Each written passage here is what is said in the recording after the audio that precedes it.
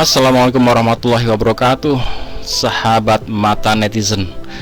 Semoga Anda dalam kondisi sehat, baik-baik saja, dan selalu dilimpahkan rezeki yang murah dan barokah. Oke teman-teman, saya akan masih mencermati ini dunia otomotif dunia, bukan otomotif Indonesia ya. Ini sungguh luar biasa kemajuannya. Ini sedang geger gempar ya, persaingan memanas. Karena apa? Eropa sudah bukan raja lagi, kemudian disikat sama Jepang sudah bukan raja lagi, disikat oleh Cina siap-siap jadi raja. Bahkan Cina pun berbarengan ini mulai Finfest ini dari Vietnam. Coba Vietnam teman-teman, Vietnam yang akan menyaingi persaingan panas dunia otomotif. Nah, seperti apa persaingannya itu?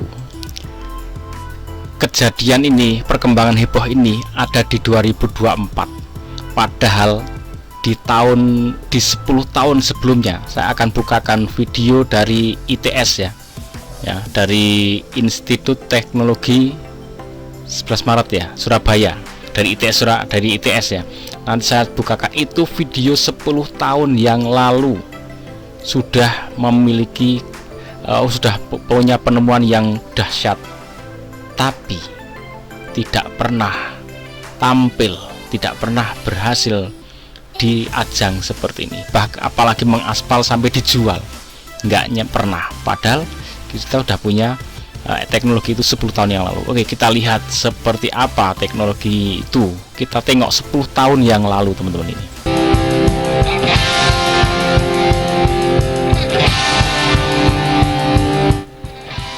Institut Teknologi 10 November Surabaya kembali meluncurkan mobil hemat energi. Mobil ini bernama Lowo Ireng, di mana mobil ini mempunyai kecepatan sekitar 250 km per jam. Selain itu, mobil ini menggunakan bahan bakar Pertamax, dan istimewanya, mobil ini memiliki desain yang lebih modern. Selain mobil hemat energi, ITS juga membuat mobil listrik. Mobil ini bernama EZ1 dan EZ2. Mobil ini dapat melaju hingga 100 km dengan sekali pengisian daya. Tidak hanya itu saja, ITS juga membuat mobil surya yang berbahan bakar tenaga matahari. Kita mengevaluasi dua kondisi. Yang mobil putih ini kita menggunakan penggerak belakang direct drive, jadi motor langsung kita kopel ke roda. Kemudian yang merah itu lebih sedikit konvensional, jadi motor kita masukkan ke transmisi. Di situ ada percepatan 1, 2, 3, 4, 5. Kemudian yang di sebelah sana adalah mobil yang unik, mobil surya. Kita tidak mengandalkan listrik dari rumah atau listrik dari PLN untuk mencas, tapi kita gunakan tenaga matahari. Kemudian ini yang mobil yang kita desain sendiri, kita buat sendiri untuk sebagai platform riset sebagai ECU yang kita desain. Launching ini dibuka langsung oleh Rektor dengan mencoba langsung mobil Lowo Ireng.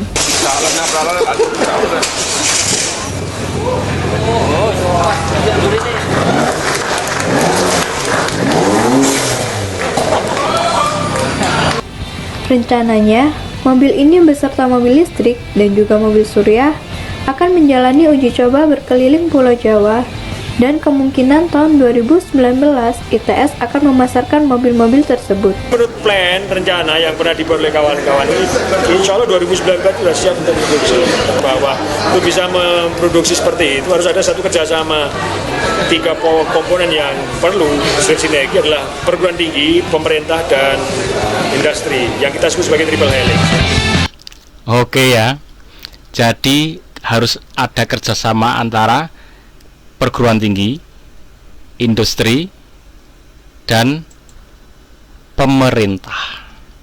Ada 3 ya. Ini perguruan tinggi sudah ready, sudah menunjukkan ini karyanya. Ini siap di launching menjadi kendaraan produk Indonesia asli. Nah, kemudian pemerintah dan industrinya ini triple. Nah, kalau pemerintahnya diem saja, maka dia tidak bisa menggerakkan sektor industrinya. Apalagi perguruan tinggi ya, perguruan tinggi dia sudah menunjukkan ini loh hasilnya, ini sudah aku siap.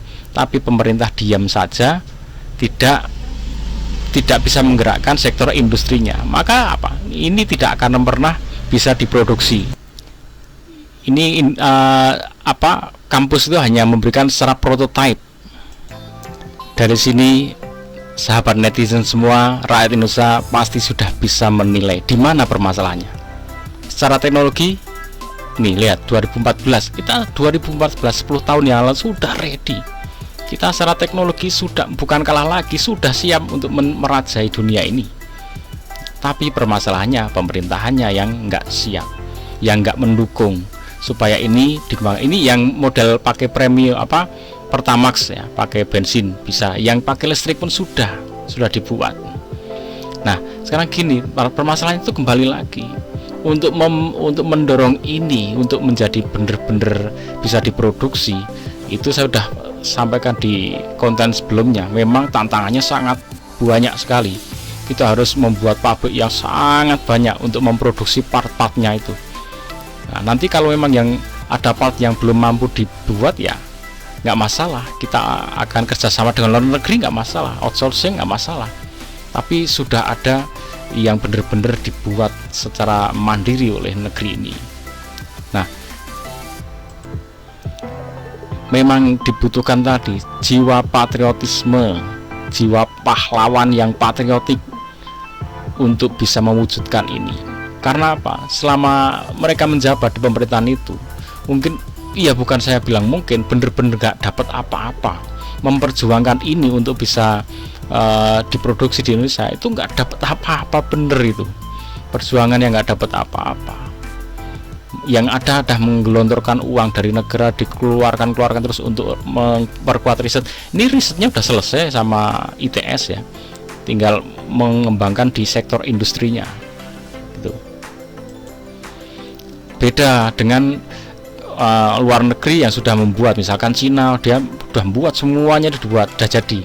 Nah Indonesia tinggal oke, bro, Cina oke, yang sekarang Vietnam silahkan dibuat pabriknya di sini. Pabrik cuma ngerakit doang, udah ada tempatnya, tinggal butuh tempat aja.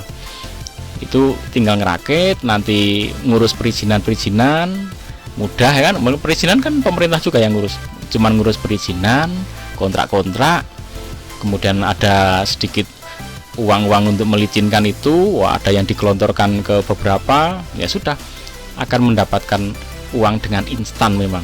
Nah itu yang jadi masalah.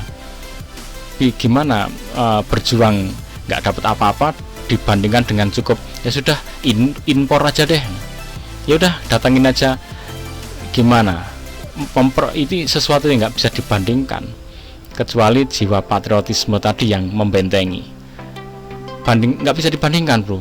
Kerja selama masa jabatan nggak dapat apa-apa, memperjuangkan negaranya, memperjuangkan untuk kemaslahatan rakyatnya, dibanding hanya sekedar membuatkan perizinan, oke, tanda tangan, deal, buka pabriknya, pabrik Vietnam di Indonesia, pabrik Cina di Indonesia, Cina bikin pabrik BYD di Indonesia, semudah itu dan dapat uang banyak.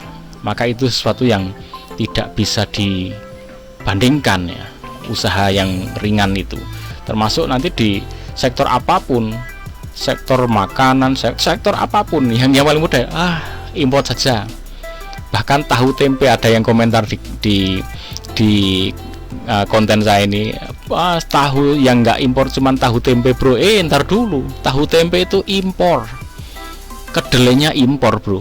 Itu masalahnya. Karena apa? Kalau menggerakkan kedelai itu ditanam di Indonesia itu butuh effort, itu butuh usaha yang sangat keras, memberikan penyuluhan, pengawasan, bimbingan teknik kepada masyarakatnya, kepada para petani lewat lembaga-lembaganya. Capek dan nggak dapat duit ya. Usaha sedemikian capeknya nggak dapat duit, maka yang paling enak apa? Impor. Udah impor dari luar negeri, tinggal urus perizinan, dapat dapat pelicin, udah semudah itu. Maka itu nggak bisa dibandingkan pilihan untuk impor atau mandiri ya, pilihan untuk datangkan luar negeri atau mandiri, itu nggak sesuatu yang tidak bisa dibandingkan kemudahannya dan mendapat duitnya.